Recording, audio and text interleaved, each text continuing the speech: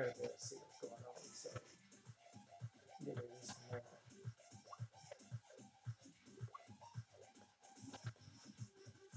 Should already have this set up. Oh well. All right. So I don't know why it keeps wanting me to do YouTube Red. Whatever. Um,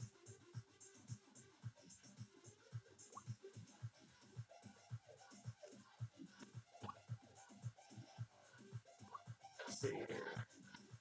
I better turn the volume down. Yeah. All right. So what I have done, I have sat here and I have tested this thing in stock fashion, and I have crashed it a few times. You see, it's got a little mud on the bottom and on the props. This is the Red Cat Racing 210, carbon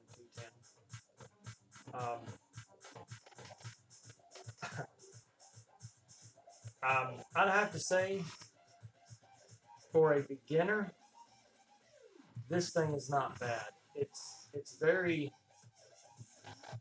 it's got low rates. It's not really touchy. Well, the throttle's a little touchy, but we'll get to that in a minute. As far as the quad itself goes, this thing is pretty doggone awesome. And on top of all that, it is. Can't even see if somebody's asking this. There we go. Wait, nope, that's not the right one.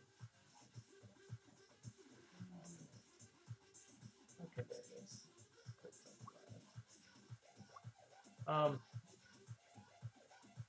It's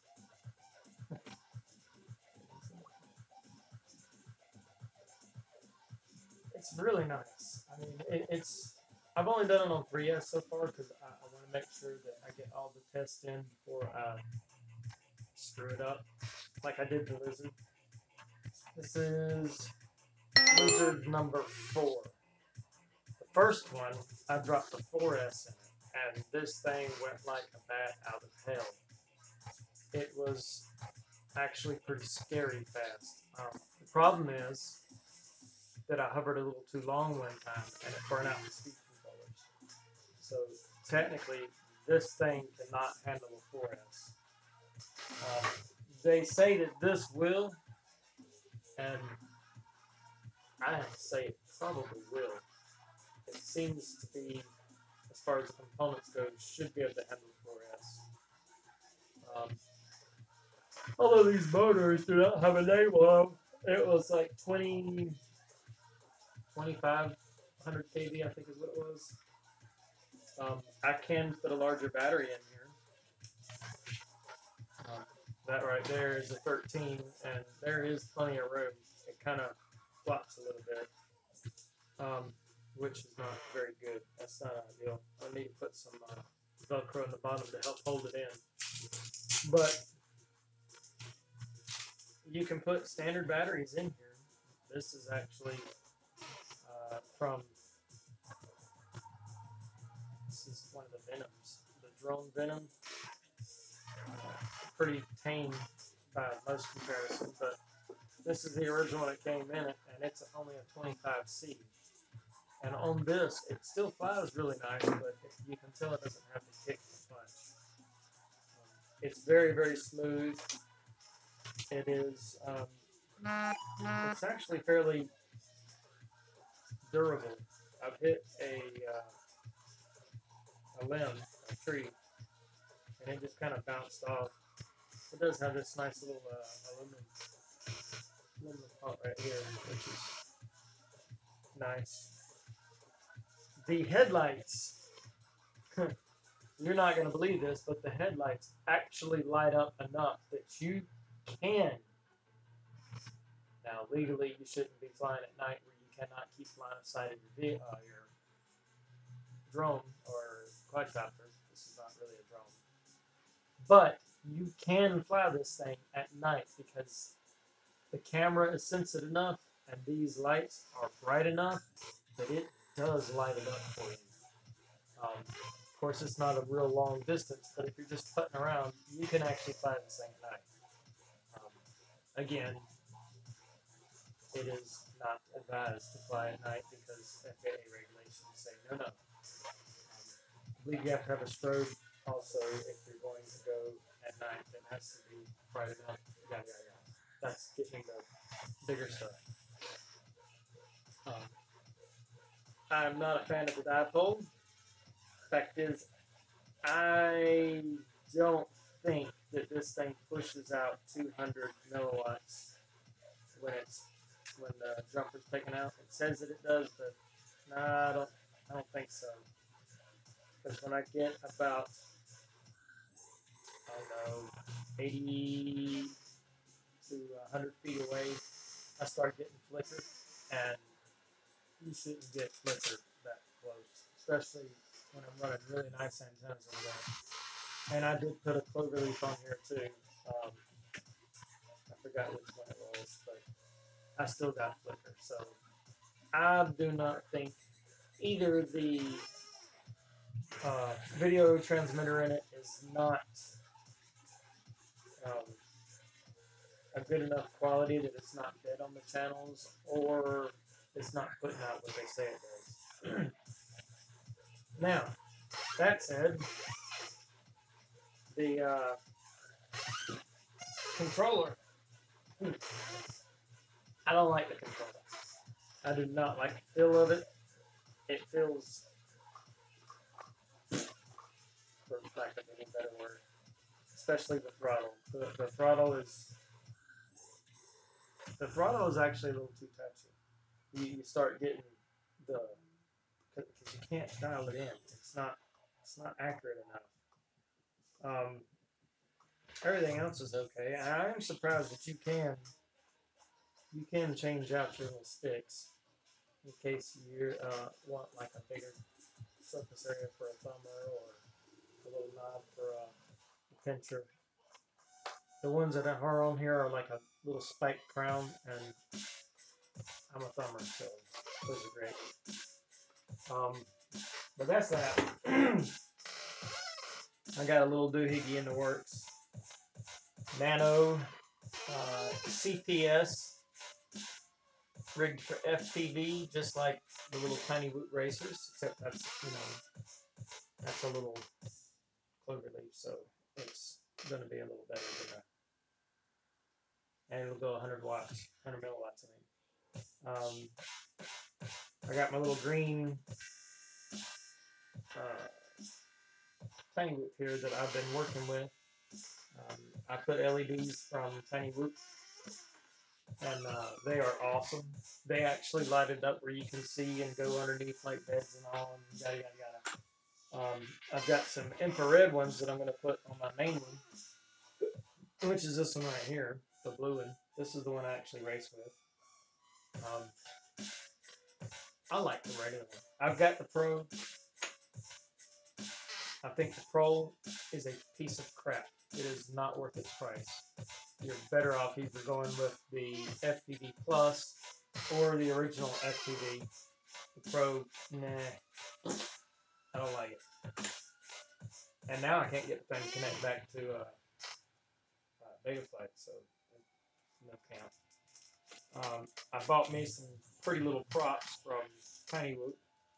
Thought y'all might want to see it. They've got these really cool color shift. I don't know if you can see that or not. Nope, I gotta have to get closer. Okay, so here is the color shift.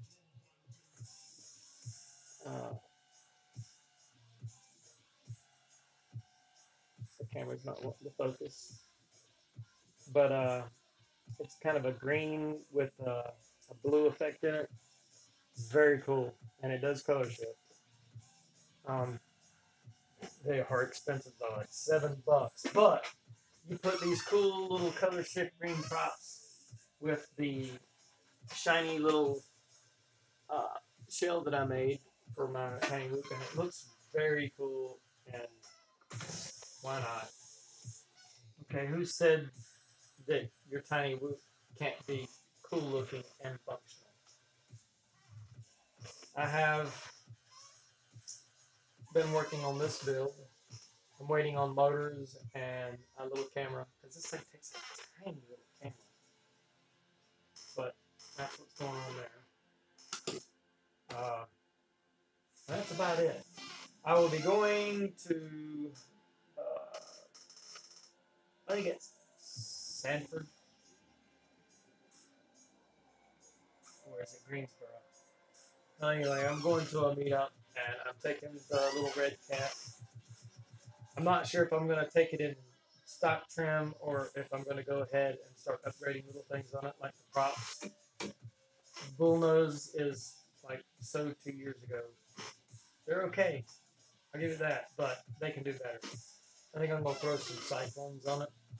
Or I might even put in some cool little Racecraft 5051s and just go stupid with it and see what it can do.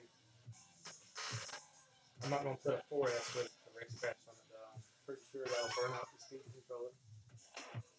I just got a new motor on the Nitro over here. I have not bought a new prop for this guy yet. I'm gonna go all new props. Those were really kind of crappy. This thing's actually pretty heavy. I may disassemble it. That is a very heavy frame. If it was, if I had 4 motors underneath too and it was an octocopter, it probably would be a lot better. But it's just not hacking it. I'm going to take all that off. I'm probably going to take all of this off and put it in my big hexacopter over there. Then at least it's got 6 motors.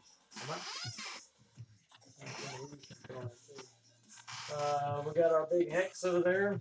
I don't know if you can see it or not. Yes, you can see it. I've got the motors. I've actually tested one a little bit, test cover. I haven't done anything major with it yet, though. And of course, I got crap all over the I'm running out of room, though, so we're going to start getting rid of some of this stuff, and somebody's going to be happy. And, of course, the very first one, the SEMA X5C, still running, by the way. Still running. What? 4 years old? Something like that. Still kicking. Tundra, of course. Been through so many wrecks, it's not even funny. Great little plane. Great little plane. So that's about it over here. I've got a Howe heavy lift, and that right there is one of the props for it. It's a 15 by 5.5. Debating whether to go plus octocopter or plus quadcopter. Not sure yet. It's going to be a while if I build that one anyway. I've had the props for too long. But that is all. If you have any questions. One of the things I'm going to be giving away soon is this guy right here. Because this is one of the things that I have that I do not use anymore. It is a Orange RX T6 6-channel, and yes, it does still work, no problem at all. But I don't use it anymore, so we're gonna give this away to somebody, and I will probably include the receiver as well.